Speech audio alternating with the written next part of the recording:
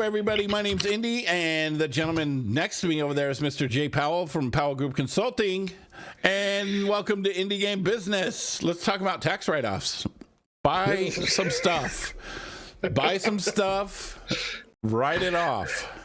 Indy's the one. Indy's learning about the joys of being a company owner now. Well, I mean, even doing it as a sole proprietorship, it's all the same thing. Well, yeah, same thing. And I mean, we've had our LLC for several years, so. I'm still trying to figure out where I am supposed to be logged in. So, a lot going on, and so we're going to take the day to basically talk about some stuff that's come out in the news and answer any and all questions that you all have about the business of games. So yeah, I'm going to post I'm going to start sharing on Facebook while you're talking. Okay, excellent.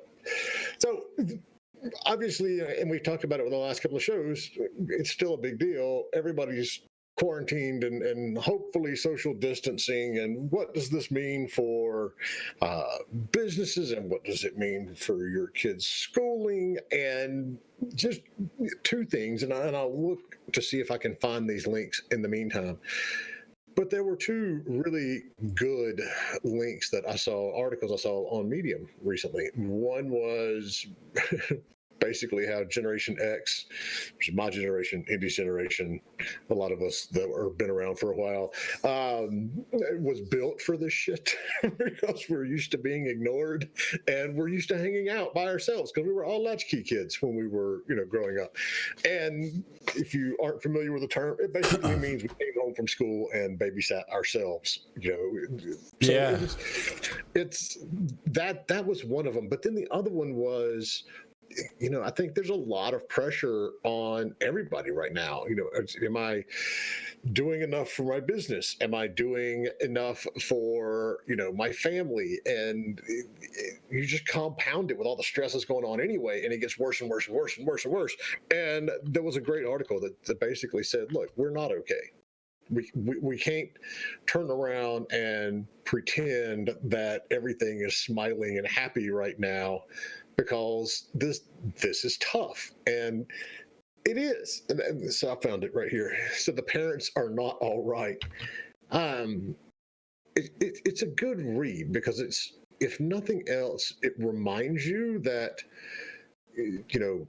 none of this stuff is normal for us, and it's not going to be normal for a while, and it's okay to not be doing it perfectly. I felt bad last night. I didn't really get a chance to go upstairs and hang out with my wife and son because I was working till like 11 o'clock last night. And, it's just the reality. That's bad. It is. But at the same time, we're in an industry right now where things are exploding and things are growing fast, and you have to be on top of it. And it's not like I'm doing that every night, but yesterday was just one of those days that, we had a whole lot of stuff going on.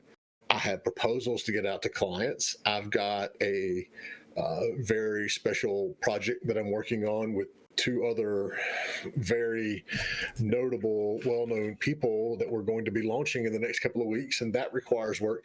And all of that is outside of normal work. And right. It's just, it's okay to just absolutely not be perfect. I had a day like that last week. It's just like I could not focus. And so I finally just stepped up and walked away and said, I'll do this later. Well, that's the good thing about working from home. I mean, I personally try and stick to my hours, Sometimes I'll get up earlier because I want to be done. I try and work like 8 hours, and I want to be done early enough in the day so that I can do other stuff. But yeah, sometimes you got to work, or sometimes you got a client that's in China and they're like, 12, 13, 14, they're 15 hours ahead of me. So, sometimes you got to do that kind of stuff. And also, you're talking about the industry booming. One of the things that I do is I talk with a lot of large agencies every day, and so many of them are saying, 2021 is going to be the year of the influencer, and I'm like, I'm pretty sure right now, Right now is it. it, right? And so, but I mean, now as far as like large agencies that work with large brands, in the next year or so, they're really going to be focusing hardcore on influencers. And it's the perfect time because, people right now, it's a perfect time because, people are at home. The content that is being created is like 20% more than average. I was reading that, like 20% more on Twitch, 20% more, and there's a massive amount more people watching.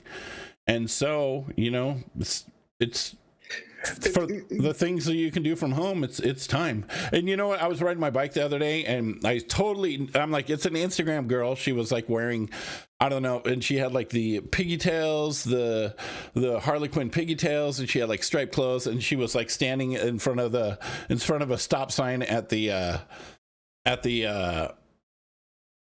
crossroad in front of the train tracks, and she's like leaning back taking her a selfie, and I'm like, Instagram girl, as I was streaming Twitch on my bike riding by, right? So all right, Dark Sage, let's hear that interesting question. I like interesting questions. I like dull questions too, but dull questions. What's up, Sean Peoples?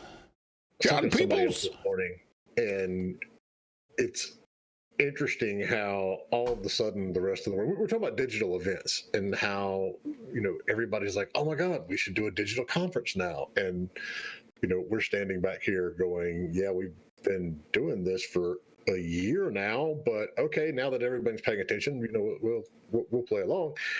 And I think it's going to be the same way with influencers. For all of the people that have been talking about influencers being important in last year and this year, well, now all of a sudden it's hit them, reality. People are watching more Twitch, more Mixer, more YouTube, TikTok. Yeah, TikTok. And it's one of those that they have to pay attention to it now. My question is, and I know the way a lot of these older, more established ad agencies work, and they're very focused, and it's like they know what their return is on a television commercial or whatever, and they're very hesitant to do stuff on influencers because they're like, I don't know what my real return is going to be. Their frame of mind changes so slowly that I'm wondering if it's actually, this is going to be the tipping point for the influencer world, or if when all of this is over, they just go back to what they've been doing. Well, I feel like that's why they're saying 2021 is going to be the year of the influencer, because those large agencies that spend hundreds of millions of dollars, they have to go through the whole chain of the of all the people and so it's going to take them that long to to really like activate influencers. It's time for some hand sanitizer. Well, I want to hear this question. Oh, here we go. Here's Dark Sage's question. I saw a few days ago that Halo Infinite is coming out soon, along with games like Metroid Prime 4. And my question is, with games like Halo and Metroid spanning many games and stories, what is the plan for the future? What I mean is this the last Halo game with Master Chief we will get? Will Halo go off and do a new story? And in the case of Metroid, why revisit the Prime series? What story is there left to tell? Well, what I would say is that Master Chief is going to be in Half-Life 3. Right? What? When you say, Jay? I was like, where did you hear this? The thing is, when we look at games and game franchises, it's not like novels or movies or basically any other kind of medium. Take Zelda, for example. You can't really put all the Zelda games together as a linear story. It just doesn't fit. It's like, okay, he wakes up one time to fight Ganon, and then he wakes up another time, but none of the princess is always there. It's only this games that have actually planned story arcs out are going to work that way. I love the the Sniper series from Rebellion. But the same guy has now been fighting in 3 or 4 different theaters of the war, all pretty much at the same time, and you just kind of have to like disconnect from it. There's always more stories to tell. Maybe Master Chief is younger the next time, or and there's so many characters. Like, we could have a billion more Star Wars movies that all take place in the same time, right? Yeah. If you've ever watched like the Star Wars shorts, Final Fantasy is another one. Yeah, but if you ever watch the Star Wars shorts, they like go off on side characters or androids or whatever.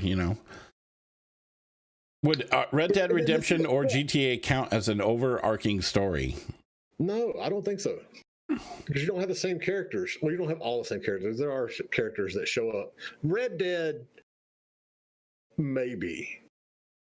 I haven't played the new one, to be honest, but it's a prequel, actually, to the first one, isn't it?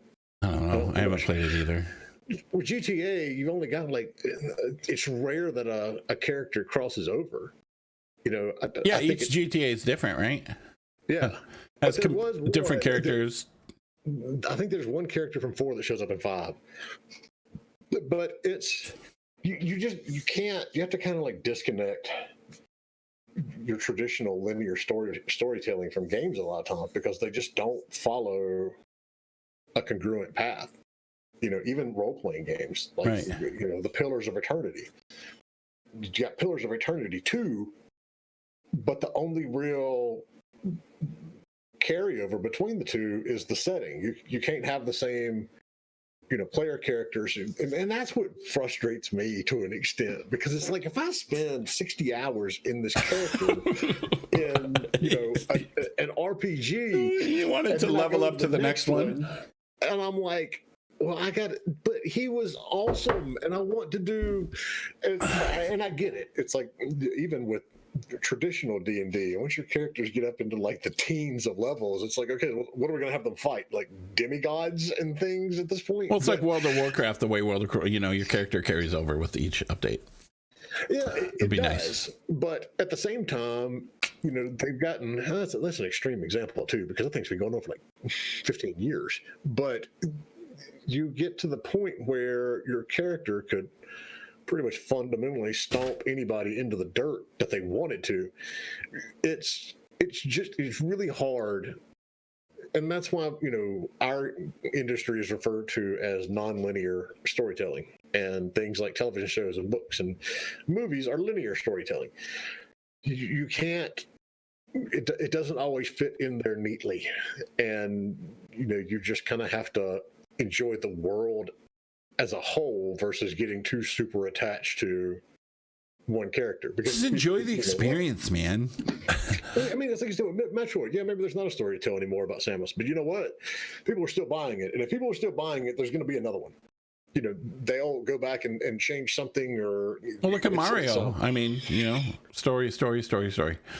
All right, so we got another question from L. Brown the Destroyer, or is that I. Brown? I'm not sure. How difficult is it to self-publish as a first-time dev? Extremely. I mean, really, really. I mean, it's one of those that if you've never had a game published, if this is your first game altogether, I don't recommend self-publishing at all.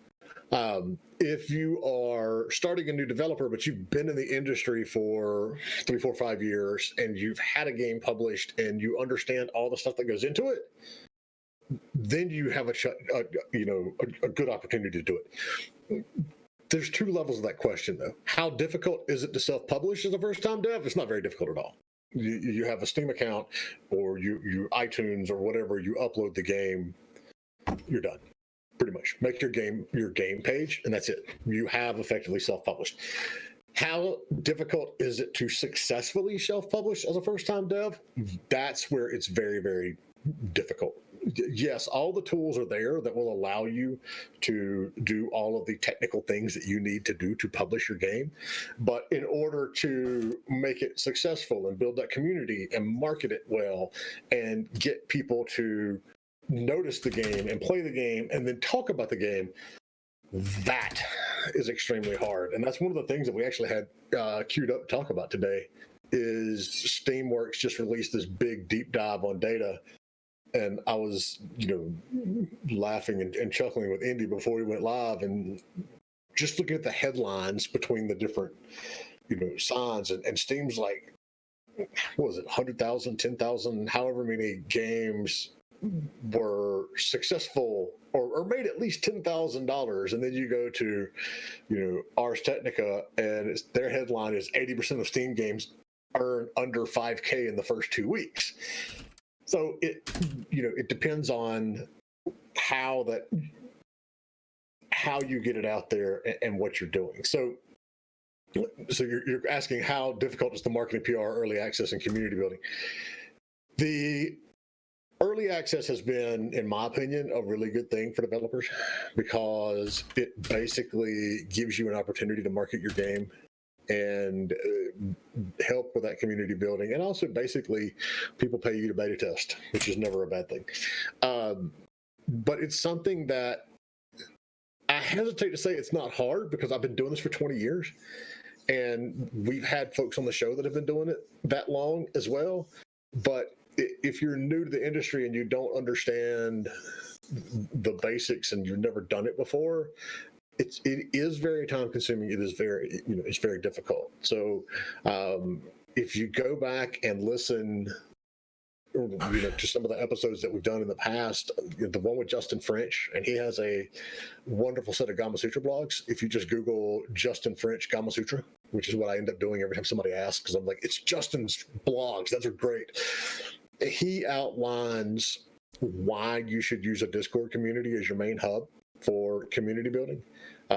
Then on the marketing and the PR side, we've had a lot of folks on here to talk about it, how they approach it. We had, Yulia from Tiny Build.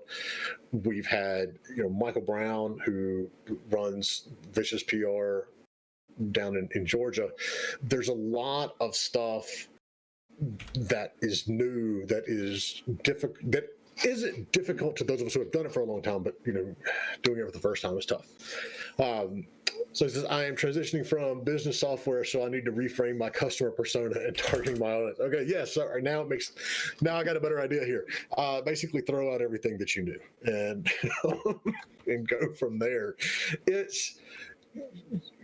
You've got a huge step up in the fact that you already know what a customer persona is. I mean, to be blunt, that's a big thing that a lot of teams don't really grasp. So if you're familiar with how to build those personas based around the game that you're building, then it's going to be a lot easier for you. You need to, once you've got that persona, understand where they look for news. Are they watching streamers? If they are, which ones are they watching? Where are they watching it? And that's going to help you, center your marketing. But it's something that every guest that has been on here, we've talked about, and we constantly reinforce. You need to be building that community from the minute you have the first screenshot. Instagram is good for developers. Twitter's good, but I mean, to me, Twitter is so full of noise that it's tough. And then Discord, pointing everybody to a Discord server. But understand why your game is unique. There's a lot of twin stick pixel games out there. Understand what makes yours unique. Talk about that. Push on it. Hit those marketing personas. As you get the game further along, I would still recommend bringing in a marketing team to help you with it, or a publisher in the first place, because it's easier. With the publisher, you're going to be able to learn while they're doing it. And so, in a sense, you're learning off their dime. Yeah, and they have done it 1,000 times, so they already have a process and connections and everything. Yeah, I mean, it's not something I would recommend if you haven't launched a game before. Because you'll end up spending 75% of your time on marketing and social media, and then just a little teeny bit of time for making the game. Exactly. So Yeah, and localization is a completely different ballgame.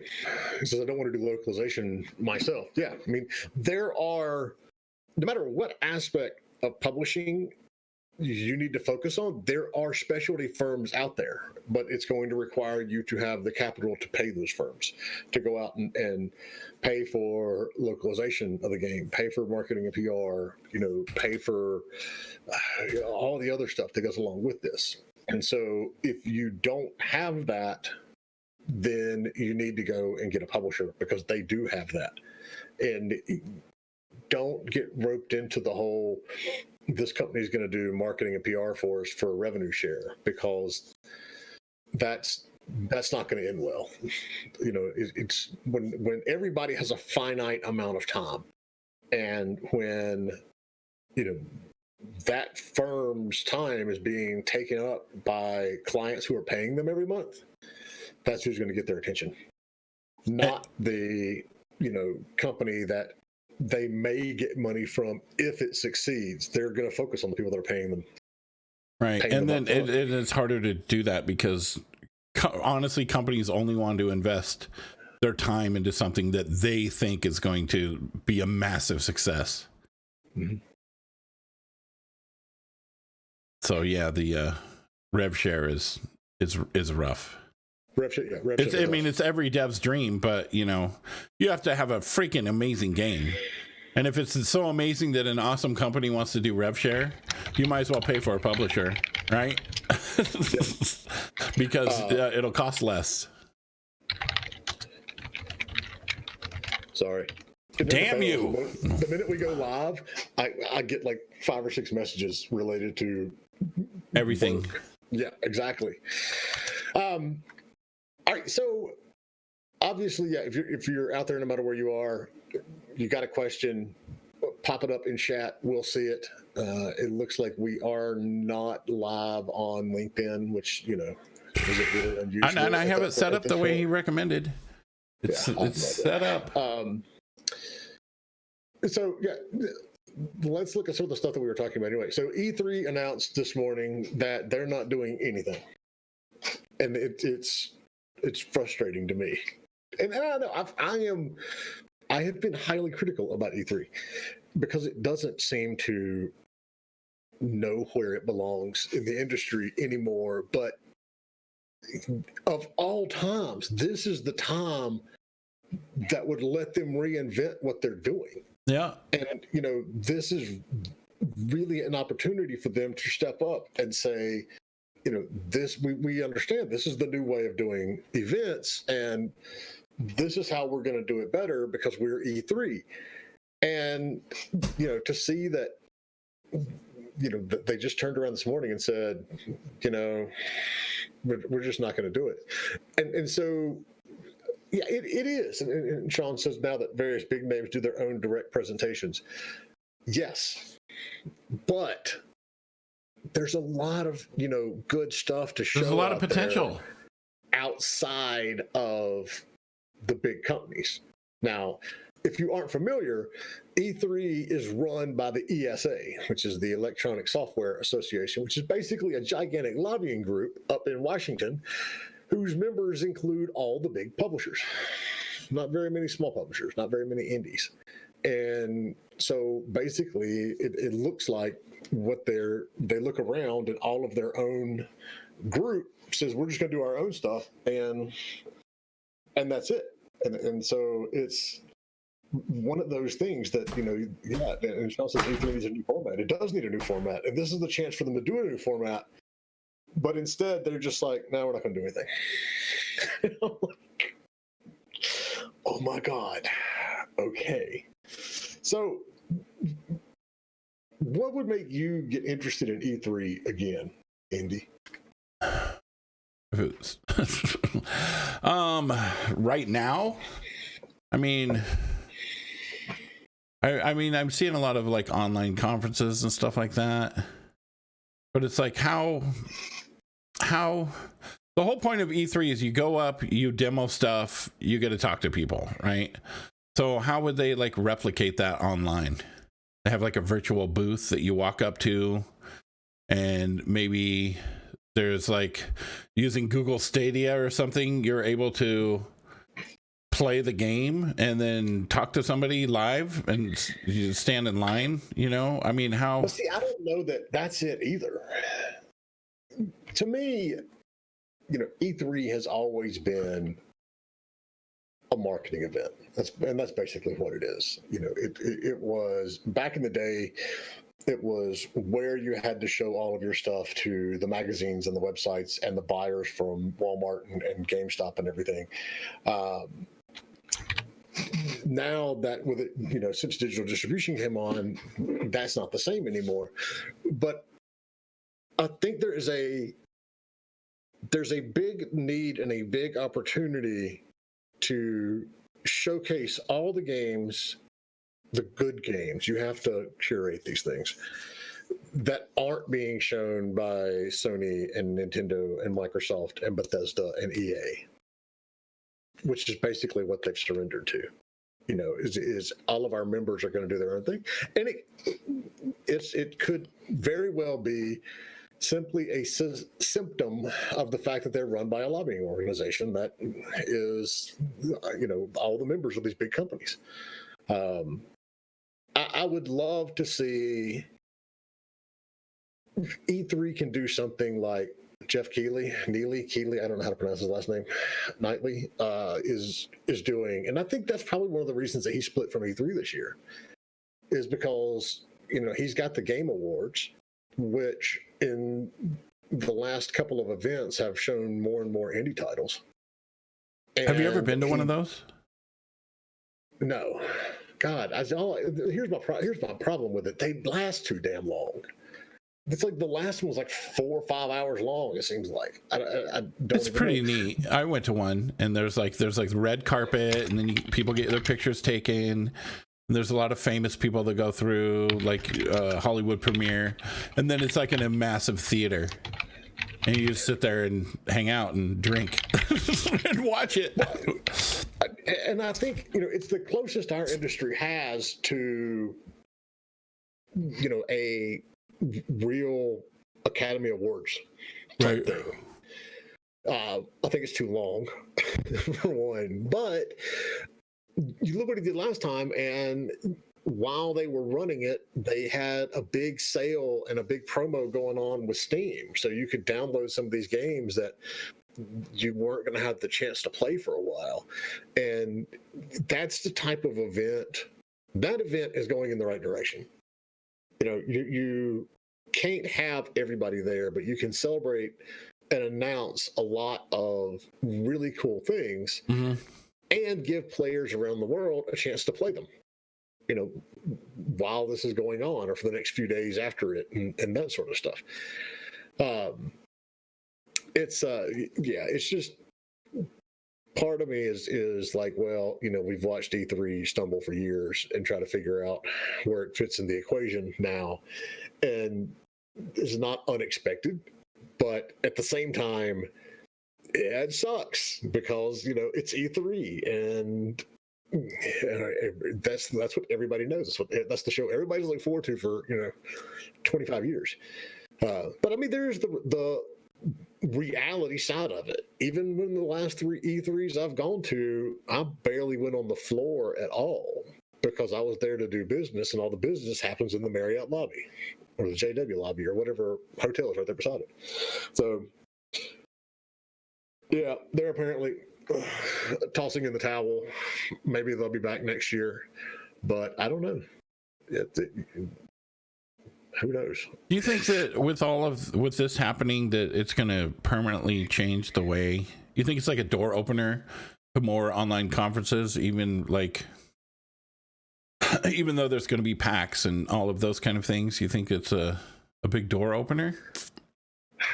Well, I'll answer that with an example. I just posted the list that we compiled of upcoming digital conferences, and there are 22 that's a client that I know of summary that deck are happening between now and the end of August. That's a client summary deck. Wrong deck. So yeah, in case you want to look at our clients, there they are. That's what I was working on before the show. So, hold on. That one. There we go. That link. bit.ly/online game conferences. And for some reason, you have to capitalize online game and conferences like we do, or it won't work. And I don't understand that, but okay. There's 22 of them coming up in the next like 4 months.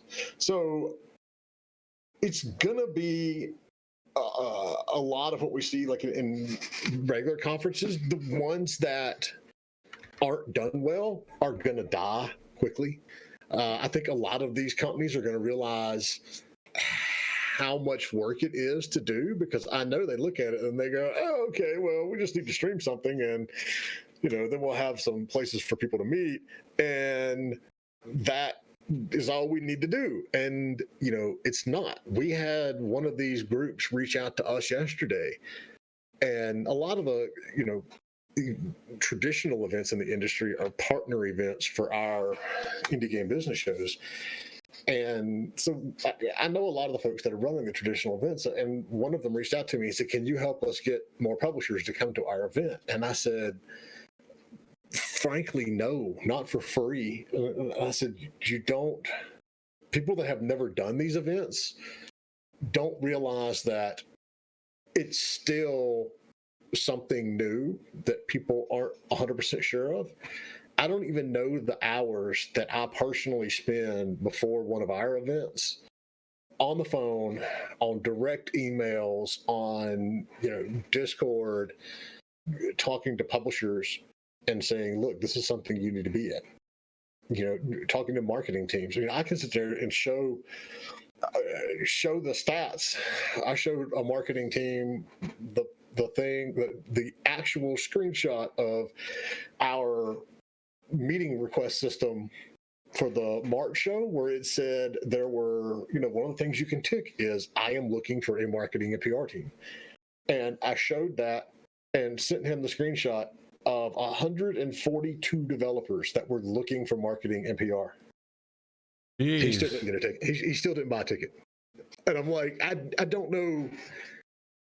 I don't know what else to show. I don't, if you can't look where it says over 100 people are looking for someone to hire that does what you do, and it's going to cost you as little as $50 to get access to it, I can't help you. Either you must absolutely not need business. That's the only thing I can think of, because it's absolutely crazy, and to be honest, all of these events, it's gonna be like everything else. There's going to be some that work and some that don't work, and some are gonna die off and some don't. But even on, our Powell Group travel budget, we can attend a whole lot more conferences now. And it's not like I'm sitting back and going, well, we run our own conference, I'm not going to the rest of these damn conferences. No, I still run a company at the end of the day. I'm going to go to all of them that it makes sense for me to go to. So it's good. And yes, there is a lot of awareness now that I'm not going to say people have seen the light, but it's like people don't have another option. That's, more along the lines of... Yeah, it's forced into doing something. Yeah. I think a lot of people are scared of it, or because they don't realize exactly what it is, And trust me, if I had a better way to explain it after running 4 of these events, I would absolutely do it. But I mean, you spend thousands of dollars to go to physical conferences, and you look at the directory, and some of them have good ways of finding meetings, and some of them have shitty ways of doing it. GDCs is one of the worst. But that's why you've seen Meet to Match and Game Connection and these other, companies pop up and doing events alongside GDC, because everybody knows GDC's system is the worst. But the reality is, all you have to do is find that person and then click a link, and you're getting an introduction. You're networking right there. Mm-hmm. And the argument I always hear is, well, it doesn't replace the random meetings. Well, no, it doesn't. It's not going to replace well, I accidentally bumped into the, head green light decision maker at Devolver while I was at a random party. But again, those are random occurrences. There's no assurance that that's going to happen. And even more so, if it's at a party or something like that, there's no assurance that person's going to remember you in the next morning either. So it's frustrating to me of how well we can do these things, and the people that attend ours like them, and we get great feedback. But it's one of those things that people just aren't interested in understanding sometimes. Well, I mean, with the way that it is now, I mean, who knows how long we'll be holed up in our homes. Yeah, exactly. I talked to a guy in Bangkok yesterday, and for those of you who don't know, I live in a fairly rural part of the country up in the mountains, and so we've only had 7 cases here in the county, and the majority of those are from an organization that goes overseas a lot, and it's like everybody knows that they're going to come back with something, and they're all pretty much self-quarantining. But even the surrounding counties have got like 1 or 2 cases of it, and so while we're doing our social distancing here, at least we are in this house, we've got neighbors that are still going out and doing. I mean, we're just like sitting here shaking our heads. But anyway, they, this guy's like, he and his family have been quarantined into a apartment on the 8th floor of a skyrise in Bangkok for a couple of weeks. And he said, if I'm looking at our timeline here and putting it on your timeline in the US, things might be getting back to normal around June. I was like, oh my God. Yeah, that's crazy. All right, so we have a comment question on YouTube. Hitoshi Kano. Online matchmaking is way more accessible to a lot of indie devs around the world. The thing I wonder is how this pandemic affects business opportunities in our industry. The industry's booming. Hey, Hitoshi. Everyone's at home playing games. Hitoshi's dad in Peru. I met him and had sushi with him. Peruvian sushi? Yeah, it was good. It was good. It wasn't as good as the ceviche. But I mean, Hitoshi, I need to come back next year because I can't find that level of ceviche here in the, where I am. But so, yeah, the whole reason we started doing our event last year was because of studios like yours, frankly, that, we wanted to make all of this stuff more accessible to more teams globally. It's going to be a double-sided, what are we going to say? Coin, sword, whatever. Anyway, there's double-sided coin. So the good is that you can get your game out in front of more publishers, in front of more marketing teams, in front of more potential consumers. The ceviche. I know, but see, all these other, Latin countries claim it is too, and it's not. It's not nearly as good as yours, I assure you. Because I've been trying to find it ever since I got back from Peru. But the other side of that coin is it's easier for everybody to find publishers, find consumers, find marketing teams to help them. So while you're going to have more people to pitch to, more opportunities to get your game in front of decision makers, you're going to have to try that much harder to make yours stand out because there's more coming in from everywhere now. And so that's the downside. Upside, you've got opportunities coming out the wazoo right now.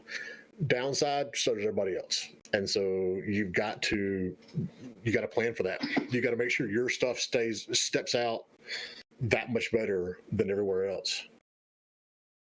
It's worse than when Steam opened up the floodgates. Because now, when Steam opened up the floodgates, you were only dealing with PC games. Now, you're dealing with every kind of game, and publishers that deal in multiple platforms are seeing this. There's more money in the industry right now. I can tell you that much. So if you're looking to port your game or add on content, sales are skyrocketing, going into publishers, going into developers. Like we said last time, somebody asked, is this a good time to release a game? 2 weeks ago, I didn't know. Now I would say yes. As long as you are doing the things that you need to do to properly market and build awareness for the game, yeah, it's a good time to release. And if you've got a game already on the market, it's a hell of a good time to drop it in price by a little bit and send everybody on Steam, all your wish list followers, a little note that says, my game just went on sale. I mean, I know I bought 3 games in the last 2 weeks that I probably wouldn't have bought otherwise, that have been on my... What games did you buy? I got Tabletop Simulator, which I've been wanting to get for a very, very long time, but just never did. They dropped that 50% down to $10. I bought it. I bought Planet Zoo, which I've wanted again for a very, very long time. And they didn't, I mean, the sale price on that wasn't that much, but it was like, okay, yeah, now I have an excuse to buy it. I got Half-Life Alyx, which, for the 4 people out there that actually follow my Twitter, you will know that I am done playing that game. Oh, because a face crab jumped on your face? Oh my God, dude. It scared the shit out of me. But that didn't scare me nearly as much as when you're going through the sewers, and forgive me, it has been a long time since I played a Half-Life game, and so I'm not familiar with I don't even remember the actual story at the end of Half-Life 2. But that alien, that lanky-looking alien, Dvorkian or whatever they're called, like opens up the peephole in the door and sticks his face through to see who you are. I literally jumped and cursed when that happened. But yeah, then Were you do you stand up and play it, or do you do it sitting down? No, I'm standing up, walking around in my office, and holy shit. Yeah, that scared me. But when the head crab jumped on my face and I wasn't sure how to get it off, and I was just like flailing, I'm sure anyone who had been in my office would have been dying laughing. Were you like shaking your head and stuff, or? Yes. Trying to hit yourself in the face? Swatting it. Yeah. I mean, and then I emptied like an entire clip of pistol rounds into the thing when it finally fell off. But yeah, it was just like, yeah, that's awesome. And I'm done playing. Is that for sale in the Oculus store? Like, if I'm going to shoot guns into my face. Maybe it is. I don't know. I think I would assume it's Steam exclusive, being as it's Valve's game. Right. But to be honest, I don't know. But it is a really good game. I mean, it truly is. And it's like I tried to play No Man's Sky, which I put a bunch of hours into lately. Tried to do that in VR, but I couldn't. I just got motion sick on that one. But in Half-Life Alyx, you can do the whole teleporting thing, and that's much better. That's a big saver. That's what? A big lifesaver, the teleporting. Yeah, I like it a lot. Did you ever play the Rick and Morty game? I started it one time, but I mean, I'll confess, I haven't really watched that much Rick and Morty. I need to, I realize. And the episodes that I have watched, I really enjoyed. But I've probably seen like 3 episodes of the show, in total.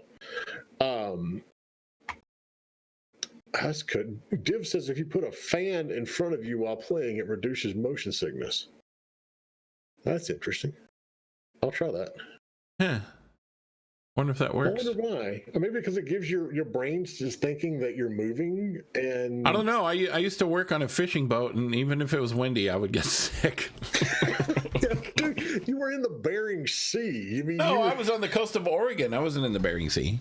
Oh, I thought you were doing like the straight up deadliest catch shit. No. It was the deadliest fishing boat, is what it was. Motion sickness. Why were you working on a fishing boat? Because it paid really good money. The first 2 weeks of crab season, I made like $7,000. It was awesome. Oh God. I was throwing up and working at the same time. It's not fun though. But Yeah, well, no, I agree. That was why I was asking. But I mean, yeah, once again, if the money outweighs the pain, then run with it. The where am I from? I'm from Oregon. What's up, Crytex? I'm from Oregon, Southern Oregon. I was on the coast in Brookings, where I was fishing out of. Oregon. Yeah, I lost where we were, but yeah. Anyway, I'm sure at some point I will go back and play more of Half-Life Alyx. But yeah, I had to take a break. But I'll tell you what sucks though is those gloves that you use to catch things. Because I mean, this is where Valve really did well. It's like you don't have to like shuffle over to every little thing if you want to pick up a magazine of ammo or whatever. You don't have to like walk over there and pick it up. You get these gloves that let you target something and then you flick your wrist and it flies at you and you just catch it and you put it in your backpack. And so it's really easy to use, and so they've really done a good job of implementing, quality of life changes into the game design. But yeah, when you take off that headset, you get back to the real world, and you like look and you need to pick something up, and you can't like target it, flip it to your hand. That sucks. That's that's the technology that we need, is those little gravity gloves, that they're using. So. Yeah, in general, Hitoshi, it is a good opportunity. You've got a wonderful, deep level of access now to the companies that you need access to, but you just have to remember, so does everybody else. And so you gotta work on your pitch. You gotta make sure everything is top of the game, and you can really explain it very, very quickly, because you can't write them a page and a half long email and want them to get involved in it, because they're going to be like, oh, not too much to read. So, what else? So, do we want to look at those articles, Andy? God, it's already 12:45. We've just completely run through this stuff. I'll post the links to them in chat, because it is a good data source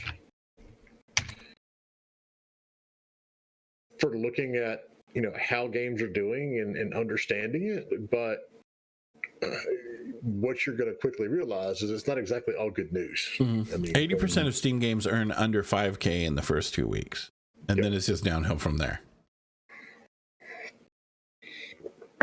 Yep. And that goes along with, you've got to be able to articulate your messaging and really be able to do it right when you launch it, or it's just going to get lost. There's so many things that are launching right now that's where you can stumble. So yeah, Brown the Destroyer, check out those articles that we just posted. All right, so yeah, here's another one. So Simon Carlos has a blog that in a newsletter that, if you want to always hear more about the data side of this stuff, it's a really good one to use. You can just search for him on Gamasutra. Here's the article that I want to talk about now. We're seeing more games offer a free demo as a separate Steam page than their actual game. And I've been seeing that too. Yeah. So the reason is, and all the data is still kind of fresh on this, but if you do the free demo on your existing page, it does something not good with your Steam algorithm, and it makes you fall down the chart. Whereas if you create the demo as a separate Steam page. I was wondering why they were doing that. Yep. It's better, or it appears to be better.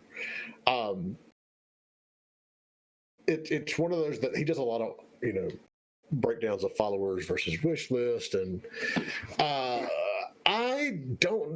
Brown said Brown Destroyers doesn't mark you as free to play. Hold on a minute. I can tell you.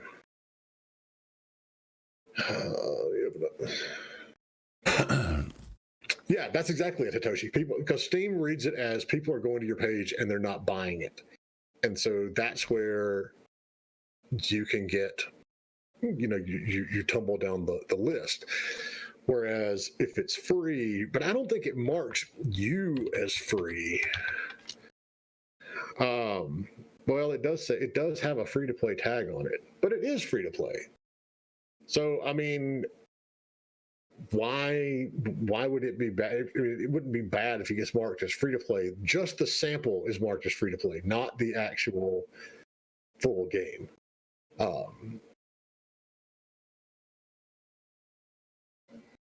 So yeah, I'm just sitting here looking at the page for Drug Dealer Simulator, and I got to give it to Playway. They have some of the most unique simulators out there, but there's a niche for all this stuff and it sells well.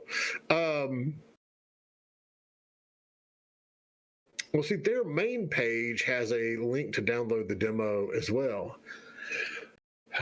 But the bottom line is you're seeing more and more of these games release a demo as a completely different Steam page, and that's part of the reason is because it doesn't hurt your main page's algorithm.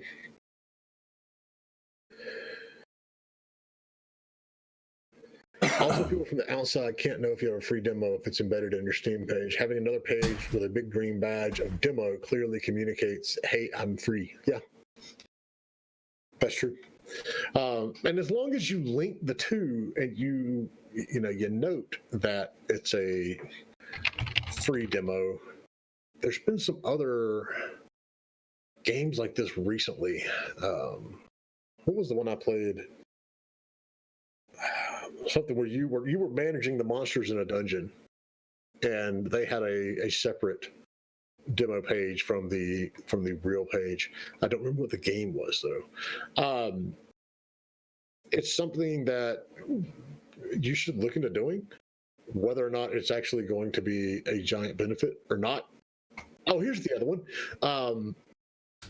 Games that are considered prologues. That's the other. It's not just demo, but there are instead of calling it a demo, they're calling it a prologue of whatever the game is. And so it gives you a little sense into how the game works, and then that part's free, and then if you like it you can buy the whole thing, which to me is hilarious, because it's like now we're right back to shareware, where I started on games back in the 80s. It was like you had a disc and it had a free copy of Wolfenstein 3D. And if you liked it at the end of it, you gave them money and they mailed you the rest of the discs that go with it. So it's another good example of how this industry tends to work in these gigantic cycles that we see for years. It's look at that. Look into that. Look at the games that are listed as prologues or free demos as different, as new sections or new games, and check it out. Because, and like I said, if you don't get Simon Carlos's newsletters and blog, I highly recommend that. What else we got, Andy? Anything that's popped up on your radar lately? That's burning holes in my head? Nothing really. Nothing that's burning holes in my head. I mean, I was looking at my Gama Sutra emails and stuff today, and I was like, oh gosh, we need to talk about this. Well, if you have questions, any more questions out there about the business end of this stuff, and you want to toss it out, we're still going and we'll answer them for the next few minutes here. But this isn't a unique time for the industry. I mean, it's just one of those that no one really knows how to handle it or capitalize on it because none of us has ever done it before, and it's new for everyone, and there's tons of opportunity. But it's a matter of making sure you're attacking that opportunity well. And that's the whole thing. So it's amazing. When the entire world is quarantined, it's the great equalizer. So with that, what are you streaming this week, Andy? Let's see. I've been streaming rides on my motorcycle. I'm trying to figure out. It's a little bit bouncy looking, but I mean, I am streaming from my phone. So I streamed yesterday, a little bit of a ride. And then also I've got a bunch of indie games, but then I'm also doing a little bit of role play in a private role play server in Conan Exiles, which of course I love. But let's see, the indie games that I got, hold on, let me fire up. I got a bunch of them because they're like, oh, we want you to play our game. And so I'm like, okay, let me check it out. Hey, what's up, Taylor? How's it going? You're on the bonded ones. I'm playing on Fist of the Walrus's private server. It's called Iceberg RP. But I was playing on Hyborian and all of that. Let's see, I've got Operencia, the Stolen Sun, Road to Nowhere, which is crazy. That's the demo. Green Hell, Green Hell just opened up multiplayer. Green Hell is kind of like, it reminds me of The Forest. Round Guard, which is something I've been continually playing, which is super fun. It's like Peggle, but it's kind of like an RPG Peggle. And then Colt Canyon, that's from Head Up Games. Colt Canyon is pretty cool. It's like a it's like a Western top-down shooter type, but it's very, monochrome-ish, I guess. Everything is really beige. Home Gang, Memories of the Forgotten, that's another one. The Complex, which is these are all games I've gotten the past couple weeks. The Complex, which is a full motion video, right? FMV. Just like the old school stuff, it is super good. It's a lot of those FMV games are pretty cheesy. This has high production quality, great acting. There's 9 different story endings, so I've only gotten one of them so far, but it's cool. There's a lot of violence and freaking out and stuff, but it's really, choose your own. Well, you can't say choose your own adventure. It's really about do you say this or do you say that kind of thing. You've been storytelling on a server for a while, been streaming. I've been role playing for 4 years or something. I love it. I love the role playing. All of last year, I think 80% of my streams were role playing. So Crytex, I got a pretty general question. I'm considering starting something in some kind of business R. I got a bunch of ideas and I have a passion to try things, especially entrepreneurial. Actually, I collected some experience in the gaming industry the last years, and I really enjoy it. But from a business perspective, it is very risky. What do you think about the risk situation? This entire industry, I mean, anytime you're doing entrepreneurial anything, it's risky. That's why everybody doesn't do it. It's because there is a substantial element of risk to it. Mm-hmm. I have friends who I consider to be far smarter than me, who look at me and go, I can't believe you've been running your own company for 10 years. This is crazy risky. I would never, I just couldn't do it. That's just the reality of it. And if you, like any kind of risk, if you're not in a position to run it, then you shouldn't do it, basically. It's gambling. But it is also very, very fulfilling. I'm the kind of person who I don't want to be in a job or in a situation where I get let go or I get laid off because of the company's stock price tumbled and it was completely out of my control. I can't stand that. I want to be in charge of my own destiny. Put it that way.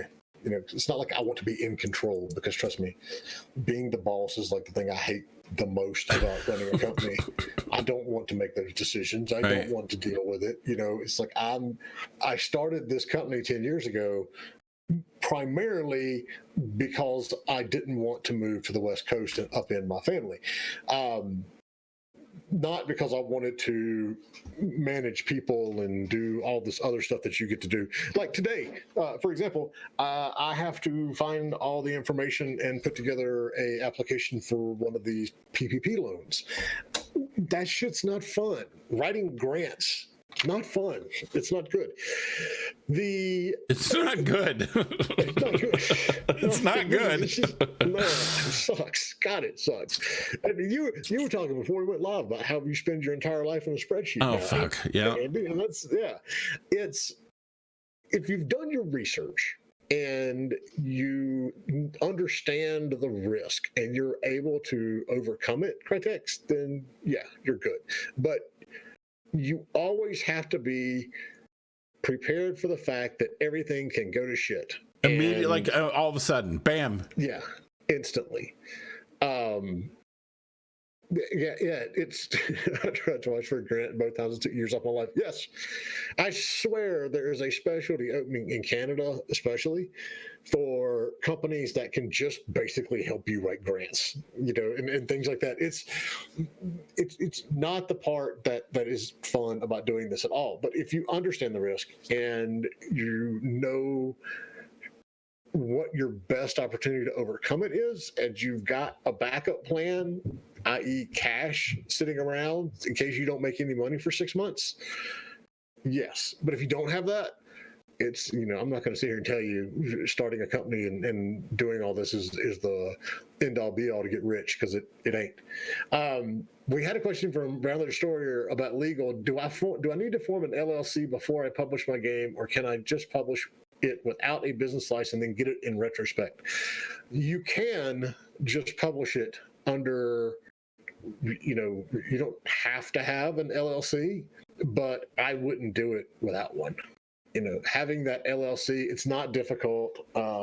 We've had multiple attorneys come on the show and talk about it, and you can absolutely pick up the phone and call one of them. One of those attorneys that is on our show on occasion is my attorney, and he will tell you, even I don't call him for that. It's like I went to LegalZoom and set it up, but it is you need to have that LLC in place first. Is there a difference in doing with an INC versus an LLC? All right, so one, keep in mind that the U.S. is the only one that, when we're talking about INC, corporations versus LLCs, which are limited liability corporations, that pretty much only exists in the U.S. Every country's got their own version. And Prime Material, I will tell you, I am not the person to ask. That is why I have an accountant that tells me which one of those I need to do. The Powell Group is an LLC. Don't ask me to explain why or what benefit that has over whatever else out there. It really depends on the financial situation of the company. Do you have owners? Do you have partners? Do you have shares? A whole bunch of shit that you need an accountant to figure out. But the bottom line is I highly recommend you having some sort of business structure before you go and you do anything publishing, anything contract wise at all. So Hitoshi says, what do you think about studios trying to bootstrap themselves with work for hire to get money for their own IP? I heard it's really hard to get out of the cycle of work for hire. Is it true? Yes, it is beyond true. And I am a walking testimony. The first company that I founded 13 years ago we were a production studio. But back then there was no word for a production studio. We basically handled the production oversight, the design, and all of the business aspects of doing work for hire projects. But then the actual development of the game, while we managed it, it was done by a third-party studio somewhere in the world, in the U.S., in Asia, in Europe, somewhere else. So we would work with companies like Nickelodeon and National Geographic and Disney, and they would say, okay, hey, look, we need this type of game, and we would make it happen. And so they looked at those companies looked at us as a developer. The developers that we worked with looked at us as a publisher. The reality is we were neither one, but we did. I have watched 20 years of doing this. I have watched studios my entire career do work for hire work and then try to transition into internal IP, and it is exceedingly hard. And one of two things happens. One of three things. They are either successful and they pull it off and they don't have to do contract work ever again. They are unsuccessful and they learn from the mistake and they stumble and they hit a road, a rough patch, but then they, keep doing work for hire, along the way to stay in business. Or in the case of my own company and many other ones, they stumble so badly the whole company goes out of business. So we were doing, good work as a production house for all of these licensed IPs. And we went and did our first original IP, which really wasn't totally original. It was an original game, but I went out and licensed a New York Times best-selling author, and we made a game based on her book, and it was really successful. And then the next two games that we tried to do didn't use any sort of IP, completely original, all internal, and they failed. And they failed so badly, it took the whole company down. So, that's your three options. You're either going to successfully get off that treadmill, and I would say that's probably 5% of the companies that try it, or they're going to try it, realize it's very difficult, and go back to what they were doing. Or, in the case of, like I said, my first company, it just completely implodes and it takes everything down. So yeah, Prime Material says, one random tip I learned: under work for hire contracts, your freelancers may have rights to the IP. If they're on the payroll, the company owns it. I don't know that that's entirely true. Yeah, it depends on what the contract says. Yeah, I mean, you can put a clause in the contract that says you're a freelancer, you have no rights to the IP. So that just comes down to how the contract's structured, who writes your contract, and how it's negotiated.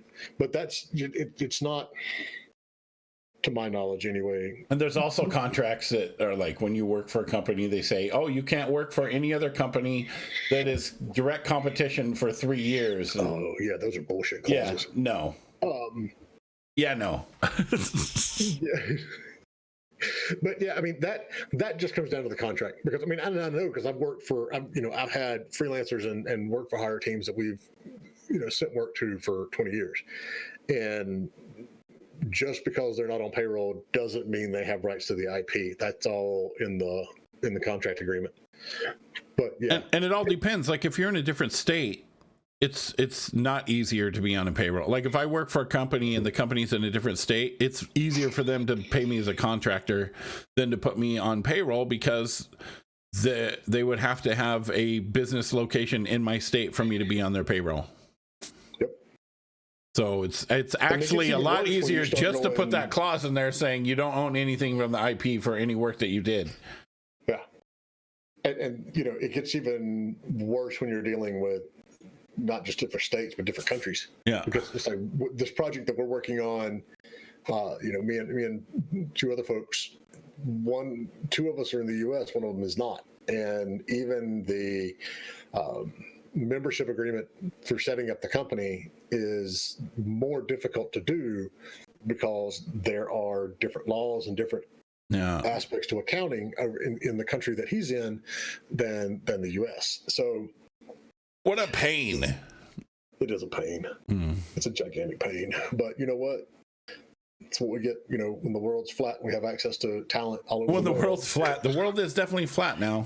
The world is flat from a business point of view. The world is not flat. Don't be one of those flat earthers. Those people drive me nuts. Flirters. Flirters.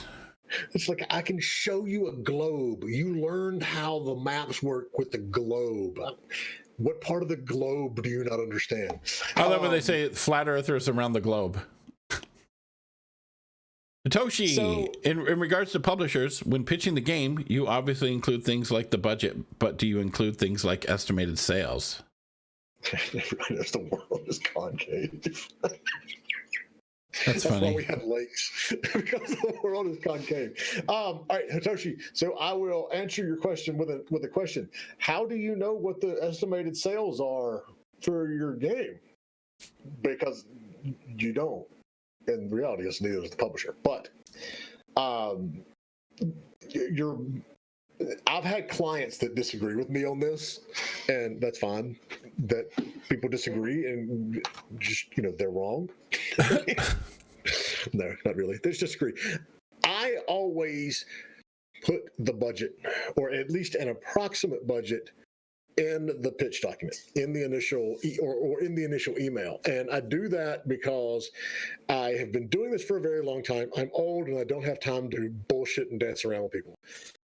I know, the other advantage I have is that we pretty much know what each publisher is willing to pay for a game. So if you come to me and say, I need $250,000 to finish the game, I'm going to be able to look at our list of 650 some publishers and go, okay, here are the ones that will pay that much, and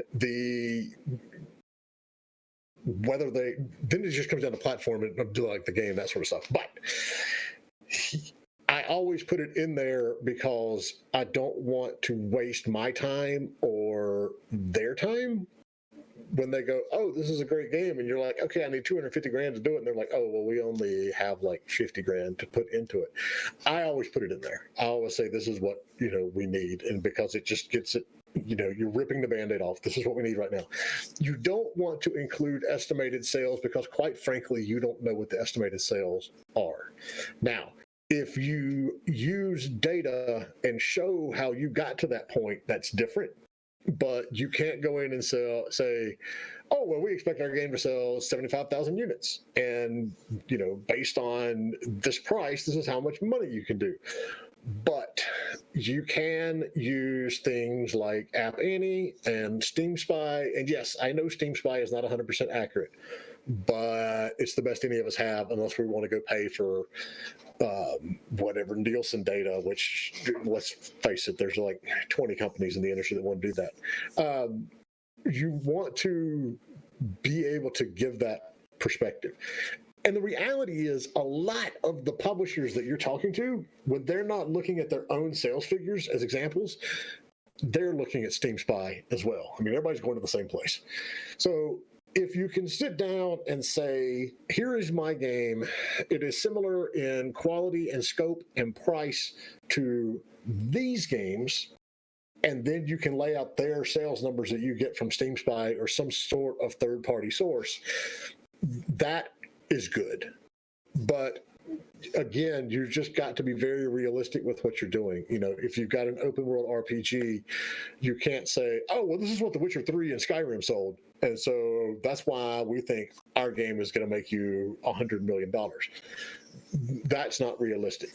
You need to be looking at, realistic, similar indie games that are out there. And if you can do that and put it in there, then yes, put your estimated sales in, but don't come up with it off the top of your head or based on because a lot of developers will release their sales numbers on blog articles. Don't use actual data. Yeah, qualitative analysis, games that are similar in scope, size, and genre. If you have ever done real estate, or you've ever watched any of the 40 million real estate shows that are on TV, you're basically doing comparables. So here's this house that I want to sell, and here is what it's probably going to sell for based on other houses in the area with similar features and size and whatever else goes into houses. But that's what you want to do. If you can do that, then yeah. Yeah, all right, see, that's it. Chris Hitoshi says, well, I checked Steam Spy along with Chris Zukowski's Excel with data of estimated sales and games. Yeah, as long as you are pointing at real numbers and you are realistic about your own scope and size of your game, you can do it. But it's not something that you could just pull it out. Div says, I am curious how to put future contractors in the scope. I mean, if I am looking for an artist, but I still have no artist on the team. That's where you just basically put in your. Are you talking like budget scope? Because that's you estimate. You can do it one of two ways. You can estimate what that artist is going to cost and hope you can get somebody that's good for that price, or you can put in your budget and you're going to be saying, this is how much we're going to get. This is how much we're going to pay an artist when we get them. I'm not ever going to recommend that you go into a publisher meeting and go, we don't have any artists yet, but we're going to make a pretty game. You kind of, if you don't, you want to dance around that as much as possible. And that's why we say, it's always good to have the leads laid out. You may not have all the artists that you need, but the reality is if you don't have at least some sort of lead artist, then you probably don't have graphics in the game or any that are worth selling to a publisher.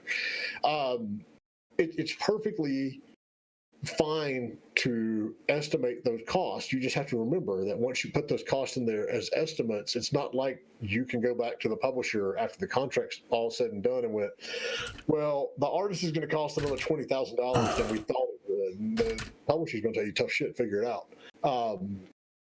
Because it's not really their problem. You gave them a budget, you're expected to deliver on that budget. So even if they're not on contract, we have a lot of developers that come to us and they've got the team picked out, but quite frankly, the team is at other companies working a real job until this company gets the funding to bring them on. That's not an uncommon scenario at all. And as long as you're not pitching your project to a company where one of your people is currently working, it's not a deal killer. I mean, yeah, when the publisher sits down and does their risk analysis, they're going to put that as a flag. It's like, okay, this company doesn't officially have these people yet, but no one's going to toss your proposal out the window solely based on the fact that you don't have everybody working under the same roof right now. Have you noticed that the minute we say we're almost done, we get like all the questions? All the questions. Which is fine. We're all under quarantine. I have nowhere to go. That's why we do this. Let's see if I missed. Did we miss anything in here?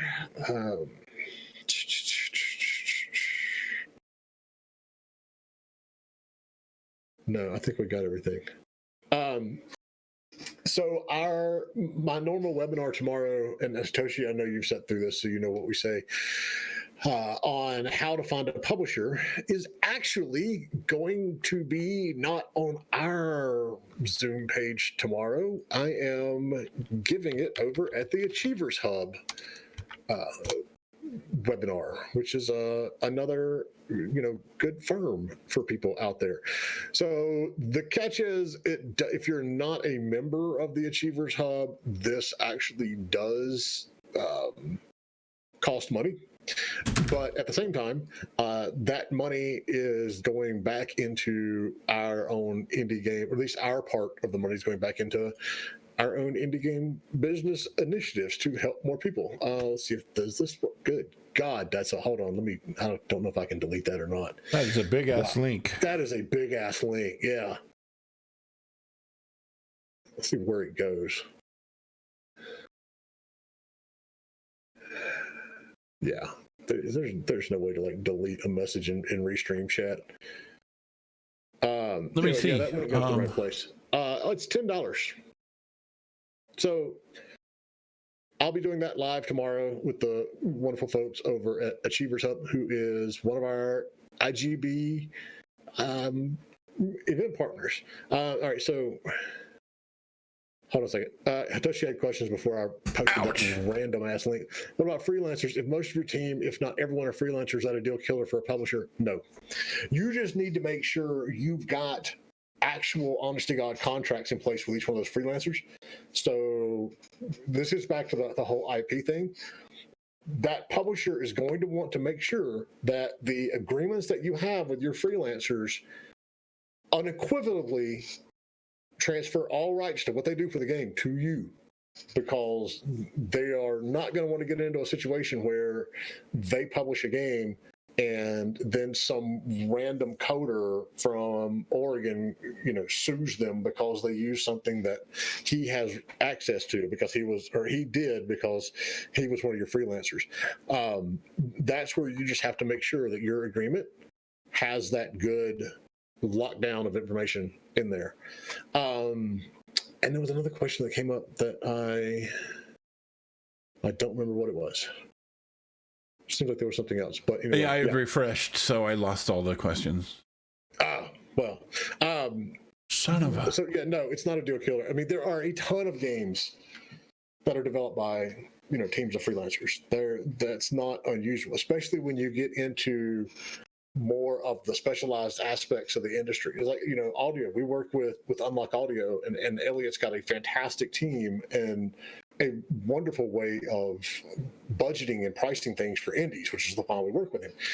But for the vast majority of developers out there, it just doesn't make sense to have a full-time audio person on staff. You don't need audio, for every aspect of the development. They can do what they need to do in a shorter period of time than the programmers can program the entire game. So, things like art, a lot of video and sound and art and video, and a lot of those things are very typically outsourced to other studios, either as independent freelancers or as freelance studios. So no, it's not a deal killer. You just need to make sure that you've got all the right paperwork in place. All the paperwork. Alls of it. All right. But I think we are good now. And so if you have other questions, you can always find us on our Discord, which is right there on the overlay. It's right there. Discord.gg/indiegamebusiness, or on Twitter, Business Indie. Or you can email us directly, but frankly, call Jay on the phone at 555